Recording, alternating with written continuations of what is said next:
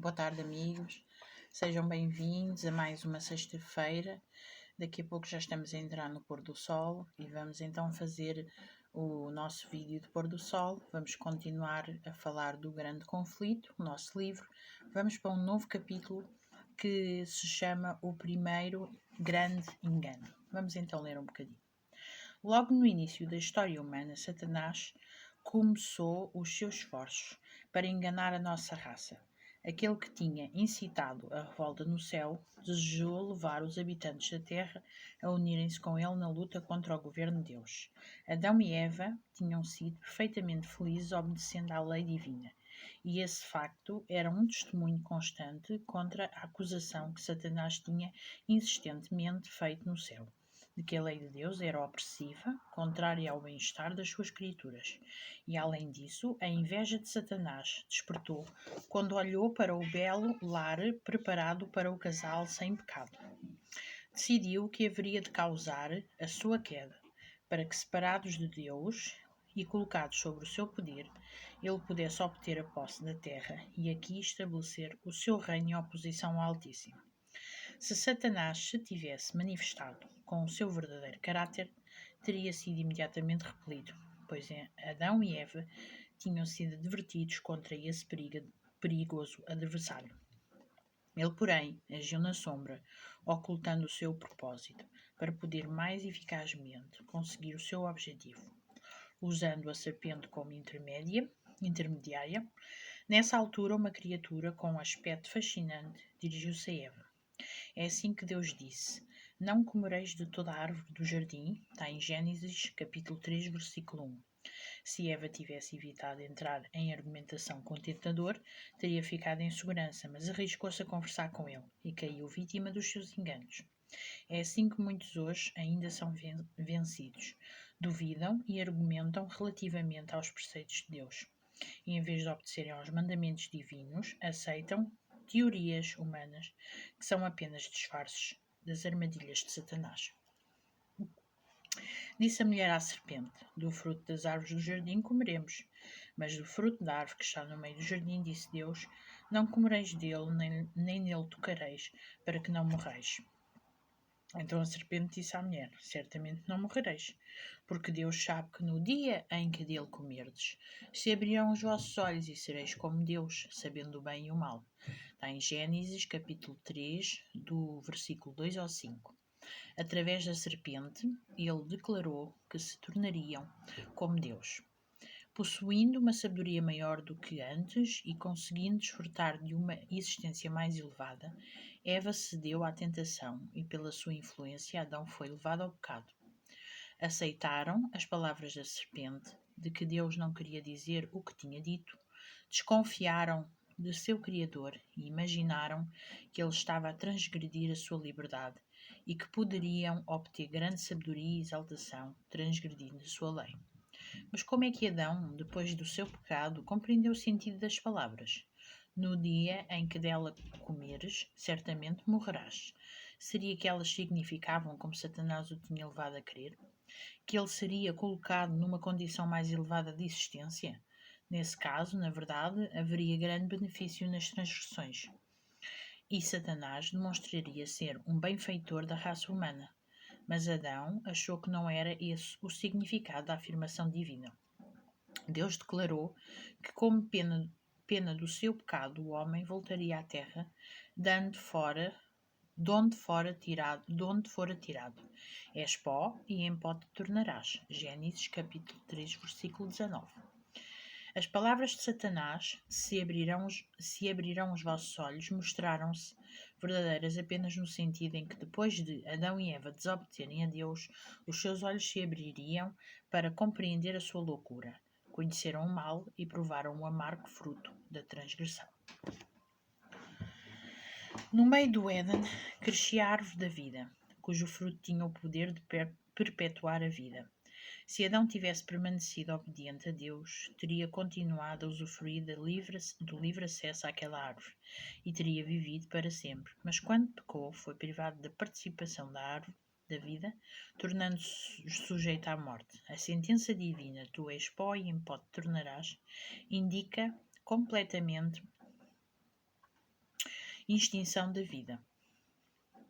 A imortalidade prometida ao homem sob condição de obediência foi perdida pela transgressão. Adão não poderia transmitir a sua posteridade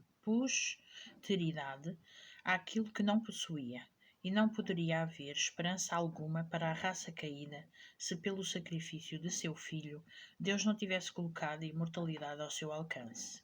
Enquanto que a morte passou a todos os homens, por todos pecarem, Romanos capítulo 5, versículo 12, Cristo fez brilhar a esperança da vida eterna por meio do Evangelho. 2 Timóteo capítulo 1, versículo 10. E apenas através de Cristo se podia obter a imortalidade. Disse Jesus: aquele que crê no Filho tem a vida eterna, mas aquele que não crê no Filho não terá a vida. João 3, 36. Todos os homens podem alcançar esta bênção de valor incalculável, se manifestarem as condições. Todos os que, com perseverança em fazer o bem, procuram glória e honra e incorrupção, receberão a vida eterna. Romanos 2, 7. O único que prometeu a Adão vida na desobediência foi o grande enganador. E a declaração da serpente a Eva no Éden, certamente não morrereis, foi o primeiro sermão pregado acerca da imortalidade da alma. Todavia, esta declaração, repousando apenas na autoridade de Satanás, ecoa dos púlpitos da cristandade e é recebida pela maior parte da humanidade tão facilmente como pelos nossos primeiros pais. A afirmação divina, a alma que pecar, essa morrerá, Ezequiel 18, 20, é dado o significado, a alma que pecar, essa não morrerá, mas viverá eternamente. Admiramo-nos da estranha presunção que torna os homens tão crédulos em relação às palavras de Satanás e incrédulos relativamente às palavras de Deus. Se tivesse sido permitido ao homem o franco acesso à árvore da vida após a sua queda, ele teria vivido para sempre, sendo o pecado assim imortalizado. Mas querubins e uma espada chamejante guardavam o caminho da árvore da vida. Gênesis 3:24. E a nenhum membro da família de Adão foi permitido passar pela barreira e participar do fruto doador da vida. Não há, portanto, nenhum pecador imortal. Mas depois da queda, Satanás ordenou aos seus anjos que fizessem um esforço especial para incutir a crença da imortalidade natural no homem. E depois de terem induzido as pessoas neste erro, deveriam levá-las a concluir que o pecador viveria em estado de eterna ruína. Agora o príncipe das trevas, atuando através dos seus agentes, representa Deus como um tirano vingativo, declarando que ele mergulha no inferno todos os que não lhe agradam e faz com que sintam sempre a sua ira, e que enquanto sofrem uma angústia indescritível e se contorcem nas chamas eternas, o seu Criador olha para eles com satisfação. Assim, o príncipe dos demónios reveste o Criador e benfeitor da humanidade com os seus próprios atributos. A crueldade é satânica.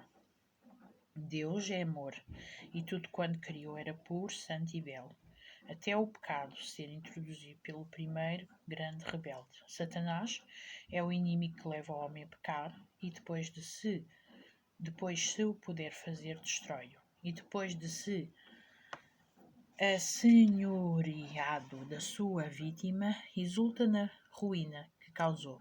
Se lhe fosse permitido, apanharia todo o género humano na sua rede. Se não fosse a interposição do poder divino, nenhum filho ou filha de Adão escaparia. Ficamos por aqui, meus amigos. É triste vermos no grande conflito como Satanás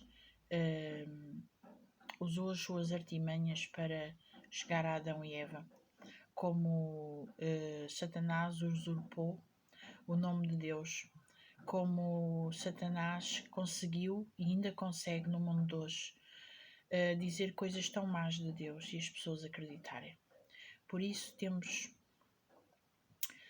estes livros, temos a Bíblia que nos ajuda a compreender melhor o significado de Deus.